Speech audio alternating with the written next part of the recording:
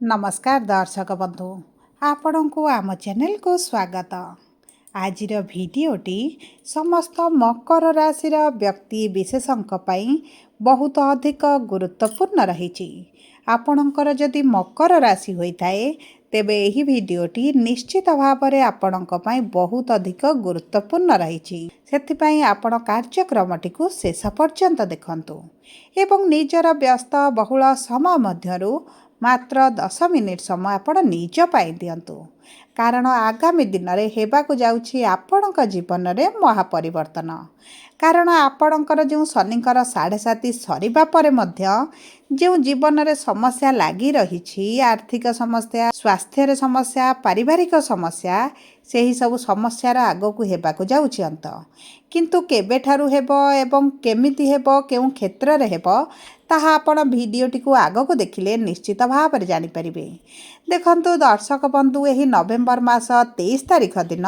शनि बक्रीरु हेबाकू जाउछंती मार्गी एवं जेतेबेले मार्गी हेबे सेतेबेले आपणक जीवनरु समस्या अधिकांश दूर होइजिबो।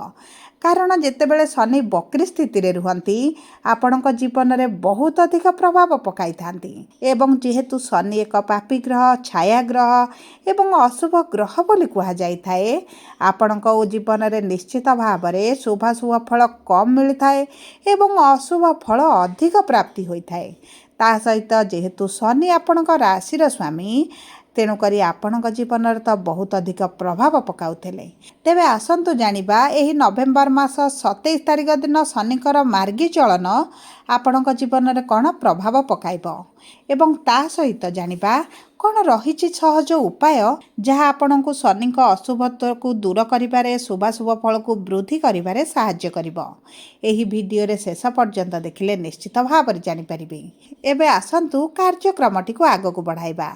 किंतु आपणकर जदि मकर राशि होइथाए एवं आपण भी ईश्वर को आंतरिक भक्ति एवं विश्वास करती तेबे भिडियोटी को लाइक करंतु एवं कमेंट बॉक्स रे जय जगन्नाथ जय माँ लक्ष्मी अवश्य लिखि दियंतु। ता सहित आम सह जोगाजोग करबा पई वीडियोर मध्य भाग रे एक व्हाट्सएप नंबर टिए दिया जाइछि, जो नंबर साहाय्य रे आपण आम सह जोगाजोग करी निजर नूतन कुंडली प्रस्तुत करि परिबे, कुंडली विश्लेषण कराई परिबे किंबा आपणकर चाकरी, विवाह, व्यवसाय, प्रेम संपर्क, शिक्षा, स्वास्थ्य को नहीं किछि समस्या रहिछि ताहार सहजरे एवं स्वल्प मूल्य रे समाधान करि परिबे। सेतिपई आपण आम सह भिडियोर शेष पर्यंत जोड़ी होई रुहंतु एवं व्हाट्सएप नंबर माध्यम रे आम सह जोगाजोग करंतु। देखंतु एही मार्च मास 29 तारिख दिन आपणकर शनिकर 7.5 शेष होई जाइछि, किंतु आपणक ऊपर जो दायित्व जिम्मेदारी टेंशन रहिथिला आपणक जीवन रे एबे पर्यंत मध्य ताहा रहिछि। आपणकर करज लोन बढ़िबाकू लागिछि किंबा जदि आपण प्रेम संपर्क रे अछंती आपणक साथीक तरफ रु किछि भल रेस्पॉन्स आपणको मिलुनी, आपण गोटे चक्रव्यूह रे फसला बळे अनुभव करूछंती। बिना कारण रे गुप्त शत्रु आपणकर बढ़िलेनी, अजथा स्काम ट्रैप रे आपण फसी जाउछंती। मोटा मोटी भावे कहिबाकू गले आपणक आर्थिक स्थिति रे बहुत अधिक गड़बड़ आपण देखुछंती एवं आर्थिक समस्या बढ़िबारे लागिछि, किंतु चिंतित हेबार आवश्यकता नहीं। शनि गुरुंक नक्षत्र को आसीबा सहित बक्रीरु हेबाकू जाउछंती मार्गी, तेणुकरी आपणक जीवन में एई जो समस्या गुड़िक लगी रही से आसीबो बड़ परिवर्तन।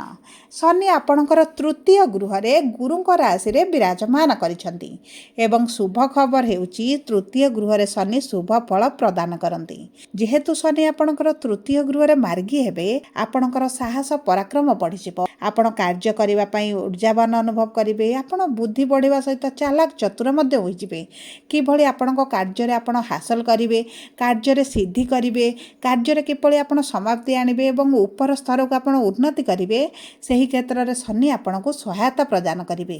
ता सहित दर्शक बंधु जदि आपण social media, online, digital world किंबा आपणकर एही भଳି किछि कार्य आपण करूछंती किंबा आपण सॉफ्टवेयर रिलेटेड किछि काम करूछंती तेबे आपणको तो आकाश छुआ सफलता मिलबा आरंभ हेबो।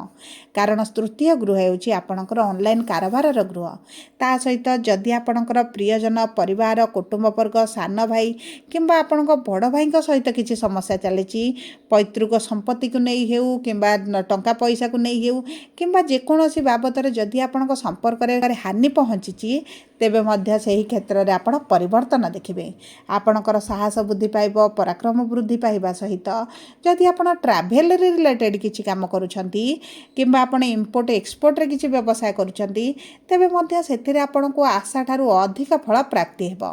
ता सहित देखंतु तृतीय गृह होछि आपणकर कम्युनिकेशन रो गृह आपणकर जोगाजोग बढ़ी जिवो उच्च स्तर रो लोकंक सहित आपणकर संपर्क वृद्धि पाइब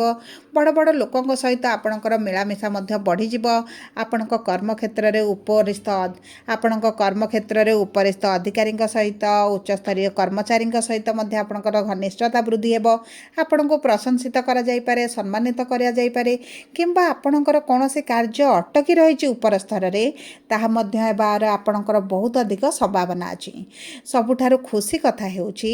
आपणकर अर्थ जदि सरकारी स्तर रे फसिकी रहिछि किंबा आपणकर सांग साथी प्रियजनक पाखरे फसिकी रहिछि ताहा आपणको निश्चित भाव में प्राप्ति हेबो कारण आपणकर लग्नर एवं धनर गृहर स्वामी हेउचंती शनि एवं शनि जेहेतु बक्री स्थिति रे अछंती आपणकर धन माने आर्थिक स्थिति निश्चित भाव में प्रभावित हेउतिला